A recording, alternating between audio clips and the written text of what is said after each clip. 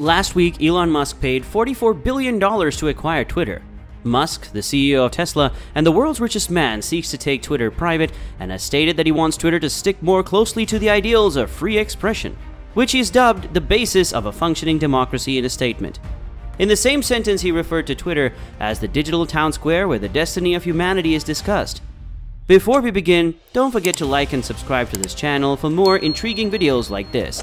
And be sure to watch this video to the end. Therefore, anytime we upload a new video, you will be notified so you won't miss out on interesting videos from us. Why do you believe that Elon Musk is purchasing Twitter? I presume this is because he has a legitimate set of political and social convictions regarding how Twitter should be governed, and he feels that it is not being run by the best beliefs. I also believe he derives a great deal of joy and utility from tweeting and desires that it is maximized for his use. The worth of his company is heightened by the fact that he is a very odd public character on Twitter. Therefore, he sees a great deal of value in tweeting and likely wants to own it. In terms of how you described his use of Twitter for his personal image and business interests, it is unique. Or do you see this trend becoming more prevalent? I believe it is difficult to copy him, but I believe that people are doing so, and I believe that a classic example in the last 5 years or so has been the emergence of meme stocks. Firms like AMC and GameStop raised a lot of money through social media, popularity, and game memes. Adam Aron, a Harvard Business School graduate who has held standard corporate positions, is the CEO of AMC, and he's embraced meme stock, doing a lot of strange things on social media because his fans on Reddit and Twitter enjoy it, and it seems to be good for the stock. And he's quite self-conscious about announcing that he now works for retail meme investors and will do things that appeal to them.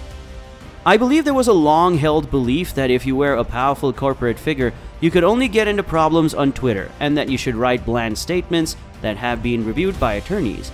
And I believe that people are beginning to recognize that Elon Musk's Twitter antics have generated significant value for his firm. And I believe there are imitators, though I believe it's still early in the game. There will be further imitations. Moreover, this applies to politics. Police have recognized you can generate a lot of political capital by being a pollster. This is the obvious counterpart. What can we infer from his SEC filings and other remarks regarding his intentions for Twitter? I have nothing to say.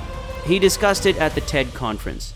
He stated that he wants more free speech, fewer permanent bans, and less reliance on advertising, since he believes that advertising is detrimental to free speech, which is true. I believe that if you demoderate Twitter, you will repel advertising. If you do not care about marketers, Twitter can be less controlled. Similar to that, Musk just posted that he wants his worst detractors to remain on Twitter, and this is the definition of free speech. I believe that many people are concerned that he will prohibit his critics. The plan from a corporate financial standpoint is to acquire Twitter so that it becomes a private corporation that he can control. Therefore, he is exempt from submitting a business plan to Twitter's board of directors or shareholders. He can simply state the business line. You can take the money and leave, and then the company is under his control. Consequently, he uttered some things. He's not bound by them. If he owns a business, he can do whatever he pleases. On the other hand, he receives funding from outside sources, including banks and possibly equity partners. Consequently, he likely has a business plan stating, "This is how I intend to generate money with Twitter." He has expressed interest in subscribing. Musk has had previous encounters with the SEC.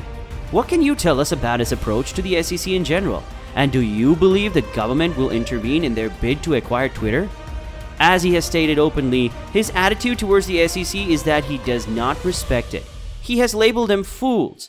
The SEC scrutinizes his tweets with a fine-tooth comb in an attempt to catch him for making false claims. All of this stemmed from his 2018 statement that he was considering taking Tesla private and had secured finance, and he simply did not. Now he claims that he did, but he simply did not. And the SEC believed that was deceptive, which it was. Therefore, they sued him. They eventually settled for a relatively modest sum of money. It was equivalent to $20 million, which is little change for him. Musk also had to resign as the company's chairman. Since then, there has been considerable disagreement on that settlement. He is an intelligent man who doesn't appear to consult with attorneys before taking action. Can the SEC stop acquisition? I don't believe so. I believe that from a securities law standpoint, the SEC's role is to safeguard investors and allow them to take this offer if the transaction is agreed upon. and that this is the proper role for the SEC. I have no idea whether anyone else in the government could stop this.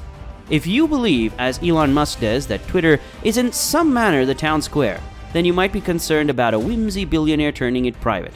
You might say, oh, we ought to have limits against banning your opponents or anything. You could envision a government somewhere in the world saying, you know, we should regulate it the way we used to control television stations, when you have a duty of balance or whatever. However, the actual regulatory structure surrounding social media in the United States does not do this. Therefore, I believe that if he purchases it and does whatever he wishes with it, US regulators will not be concerned. Less evident to me is the European position. They do tend to intervene more frequently. Twitter's influence over the past 15 years.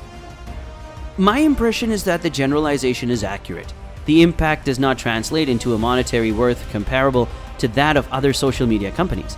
It is rather simple to sell advertisements on Instagram because users are exposed to aesthetically pleasing images of things that they find appealing, followed by an image of something else that they believe you may also find appealing. And then you purchase it, correct? The Instagram advertising model is quite simple. Facebook's advertising model is as follows. We know everything about you, therefore we know you're interested in purchasing a car. So here is a car advertisement or anything. Regarding Twitter's advertising model, they know little about you. The common perception is that you are there to fight, make bizarre jokes, and troll others.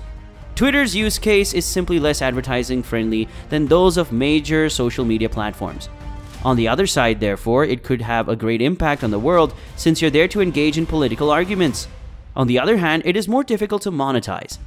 It has had a great impact on the globe, and it has had a huge impact on the person who wants to purchase it, making him the richest person in the world. But as a company, it has never lived up to expectations. If I were the wealthiest person in the world, I would view this as an attractive business opportunity. I believe that is correct. It is not evident that every important global product should be able to capture all the value for its stakeholders.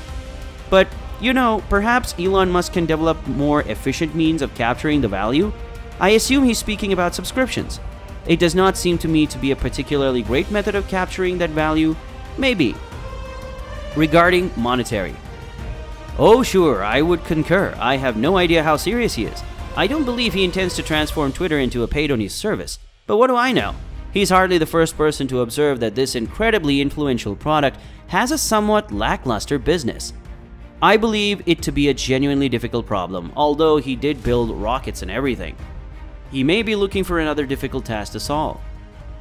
With that being said, we've come to the end of today's video. If you liked this video, don't forget to subscribe to our channel and click on the notification bell to be notified when similar videos are posted. For the time being, goodbye until next time.